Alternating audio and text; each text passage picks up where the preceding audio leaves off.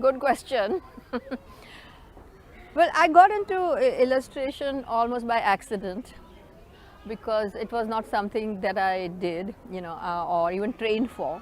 I studied fine arts, I did painting, then I moved on to doing animation. But and it was one of the films I had made as an animator, which was a conjecture on how the zero could have been invented. I was very interested in how, there are so many stories about,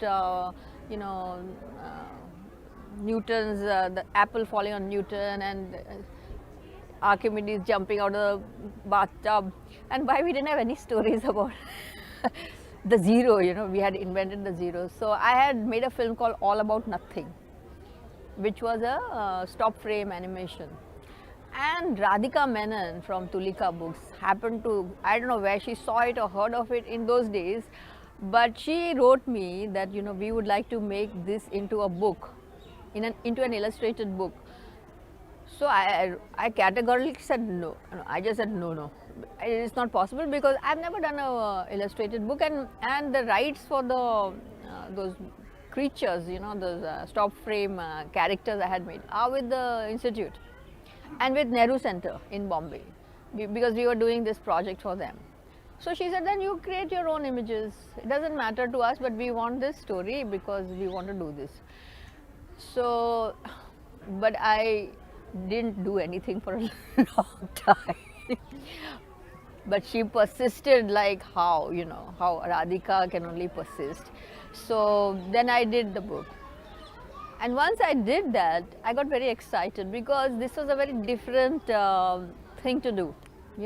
When you make a film, you have many assets, that go with it. You have music, you have movement, you have sound effects. Here it's challenging because of course you have words, but you have to just take one image that is the quintessential image for that text. And there's more text than there are images. So I found that challenging, and I thought, but that was one book and I'm happy, I'm done. Then they approached me for another one. And this time I was not so terrified, so I started. So that's how I got into illustration, thanks to Radhika Menon and her persistence.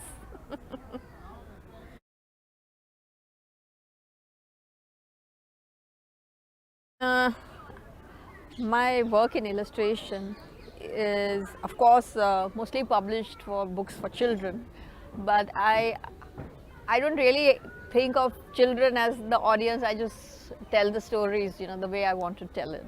So this is one of the earlier books. I think it was from 2007, 6 or 7. So Mukundriyaz is a real story, based on my father's life story, and it's something I did with embroidery and applique. So I made this story. I mean, initially it was a film. From the film we made it into a book.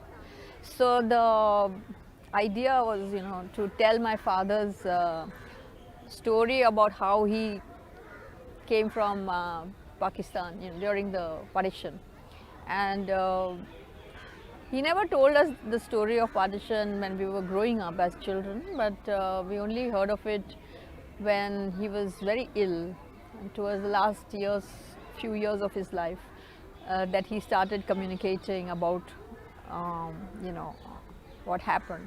So I thought I'll just make it into a narrative for my siblings because he spoke to me very easily, and so. But then some friends of mine, and I shared it with a few friends, and then they said, no, this is a film. You have to make a film. And I said, but and the story only existed as words, not as a script or an image, nothing. And then my father had no photographs because they were refugees. They just left their homes, So there was nothing that he carried. They never carried with them anything. And I think he was too young to even have these worldly longings and belongings. And, so they just left. And I didn't want to make him look like a cartoon character. That was his he said, I asked him, can I make a film from your story? He said, yeah, on some conditions. One is, you won't make a cartoon out of me. Secondly, I will not speak in it. And you will not show all the stuff that I spoke about, because I don't want to remember the harsh things. I just want to remember the good things. So the briefing literally came from my father, and then I thought, since he's worked in the textiles for so many years, I will do it in cloth. And I found these bunch of ladies. Actually, a friend of mine was working with them, and she showed me what they had done for her. So then she introduced me to those people. And then that woman first said that, no, I'm sorry, we don't do we don't do characters, we do applique for household items and curtains and whatever, bed covers. Ye sab hame nahi aata hai. I said, just try one, just one. So I gave them a sketch. From there, they did one thing, they gave it to me. I went back and animated that piece, and I took it back to them. And when they saw it, they said, okay, we are doing it. So that's how it was a film. So it was not meant for children. But I shared this film with Radhika. And Radhika is always very open to some absolutely new things happening, and also she said, let's do this into a book. Okay, so that's how it became into a book. So the challenge, of course, was now from film. Usually people go from book to film. I've always worked the reverse.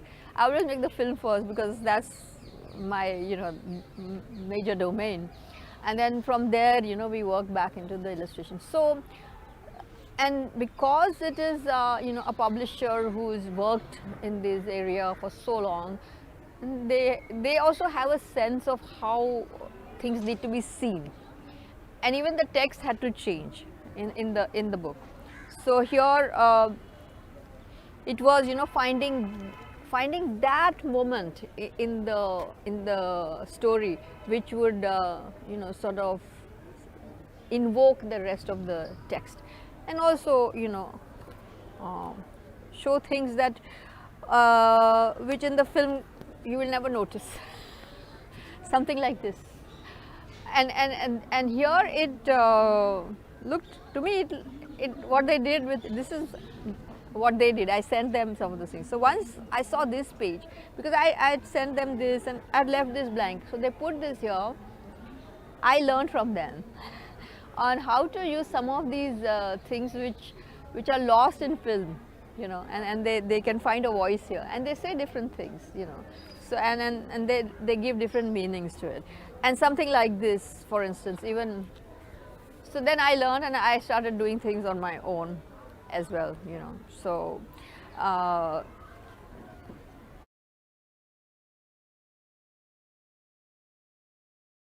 show you this one, my Gandhi story. Now I have collaborated with traditional artists.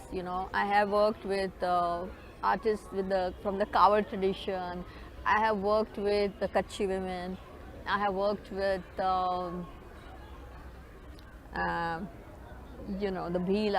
Bhil artists came later. But this book, in this there was a three-way collaboration. There was a collaboration with my dear friend Ankit Chadda, who's no longer there, and as a person who loved Gandhi and who wanted to study more about Gandhi, and the Warli artist who learned about Gandhi from his school teacher and then did a rendition of what he thought was Gandhi's life. And then we are working with a public figure who everybody has an opinion and a memory of, and there's a history book that tells you this is how it was, and how do you interpret that life. So like these are again, Radhika had come with the idea of she had seen this exhibition of three or four, I think, I'm not sure, like there were 3 or 4 kind of large paintings on the life of Gandhi done by the Warli artists. And it was, I'm forgetting that it's a gallerist from Delhi, who actually kind of got various artists to do the life story of Gandhi. Yeah. So she, Radhika saw those paintings and thought, let's make this into a book. And again, she said, we'll give you those things, you make the book. I said, that doesn't work for me because I'm not I don't know, my knowledge of Gandhi is like any Aam Janta person's. I've not read that much. So I would imagine that I would need a historian kind of a person with whom to work. And also I need to know what this artist was thinking while doing this. So sometimes it's difficult for people to comprehend my approach because it's like, can't you see their images? There's already there Gandhi. You can recognize Gandhi, you know, either he's made him like this, and you can recognize which events are being, shown. So why do you need to meet him? I said, I learned from my Kutchi ladies that what I think and what they mean, what I decode and what they encode is something can be totally different. Because there, you know, they had a white border around the artwork, the tapestry, and I said, can you just describe your work? Can you describe this your narrative panel, you know? So she said, okay, we will begin with the boundary. This is the boundary wall of my Kala Raksha. That white little border, which I am calling border, and you know, most people would call it border, was the boundary wall. So you can never take that for granted, that what the person was, you know, meaning to invest in it is not what we can generally, you know, say I understand. So even images have to be interpreted, and especially when somebody has created those images, it's fair to know, you know, what they were trying to do. So Radhika, of course, was okay with it, and she got so excited even she came. So like there was me, there was Ankit, there's Radhika, there's Rajesh, and we filmed the whole thing, and we transcripted the whole, you know, interview, the talking conversation with him. And then and so we decided that we'll have the story from, you know, the child's perspective who was asking questions, and then the artist what he wanted to say, and then Gandhi himself saying a few things, and then there's a voice of, you know, the historian saying whatever. I think we conflated some voices, but Gandhi definitely comes at different times, because, you know, a child would like to know. Otherwise he's always that man, you know, who's so important, and he's on the notes, and then he's the father of the nation, and he got us independence. This is a general, you know, kind of understanding of, and he's not even the children today are born into an independent India, is independent for many years now, so they do not have that kind of nationalist feeling that maybe, you know, people of a generation even before me would have, you know, who had actually seen the transition happening and things like that. So for them, what would they like to, how would they identify with the man? You should at least know he was also a child, he also told lies, you know, he stole, that kind of thing. So you can identify with him, then you can appreciate, and you get a feeling that, well, even I can do something in life, you know, if this guy who started his life just like me, you know, like shy and not being able to do things. And so we, Ankit was so wonderful. He found these narratives, you know, and there's this, so whatever Gandhi says is in a different font. We use the font in that way, you know, what Gandhi has to say. And then when he goes to study, you know, that kind of thing. So of course, when you work with, you know, different minds, there are things that we agree, we disagree, all those things happen. And here we didn't have much. We asked the artist, you know, how come you didn't show, you know, that Gandhi dies in the end, and, you know, he says, I don't want people to remember that, so wo nahi banaya. So what we did, therefore, we also left it. But we had to show that this is what was happening, you know, this is the last few moments of his life. So we let it go this way. We had to, so the dilemma you're in, if you're telling the life story of somebody and he's saying my Gandhi story, then the person did die. But we don't want to say he was killed, because otherwise it's like telling a child that if you are, if you give up, if you work very hard, if you try to achieve your goals, you can die because of it. So we didn't want to go there, right? But we had to also show that there was an end to it. So when they grow up, they will understand this image differently, because some things remain in our heads, and then next, when we grow up, they begin to make sense. So we do have, the independence happened, and that he's going away and he's gone, that kind of thing. So that was hard fun, I would say. It was it was a lot of hard work to kind of, because the other thing is Ankit is a storyteller, he paints with words. But here we don't want him to say everything. We want the words to say something, we want the images to say something. It has to be a dance, it cannot be. So there was a lot of cutting down and a lot of also arguments, how can you take this off, but ultimately we were all very happy, we all agreed it worked.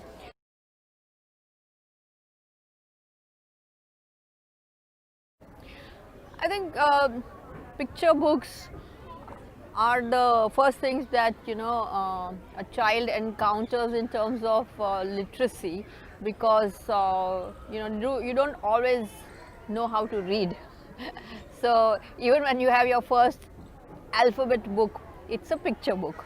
So you learn to trace your finger, this is A, and then you have A for whatever, Ahmedabad or whatever you want to call it. So your first encounter with literacy is through images, that's what I feel. And it is because there is a value to it. First of all, you don't know how to read. Even what we are reading is an image. The letter A is also an image, as much as it is a script. It is also an image. So we are our encounter with reality, which is mediated, which is not our face-to-face encounter with reality, but the notion of reality, which we get through picture books. So I think it's very natural, that people will respond to it. Secondly, I think what pictures do, they kind of because they allow you to realize that you do understand something. Suppose I'm not able to read, but if I can see what I'm seeing, because at least the image is something that I can recognize. Though even that is a learning. To know that this is an image of this real thing, because sometimes people don't know that. It takes a while. And that also, somebody in the family or the teacher or somebody is kind of making you correspond that reality to this image. So you learn to at least even recognize images. But at least you recognize it. When you recognize it, it gives you a kind of confidence that you can talk about it. So I know how to read. That notion of I can read like an adult. I also have a book and I can read. So I think because the script takes longer for you to learn, and and not only that, you're learning the alphabet, then you're learning to construct words, then you're learning to construct sentences. It's a long process. But this is more natural in the sense that you can easily recognize that. So I think one is, it really makes a child, it's an empowering thing. Secondly, it's also you're looking at that image and it is making you connect things, So if there's an image, if it's a story, and if it's a good illustration, it'll make you think about things that are not in the text, So that connection will be made for you. It'll expose a child to worlds that they have never imagined. So it does something for the imagination as well. So I think in that sense, these picture books too have a relevance, for children.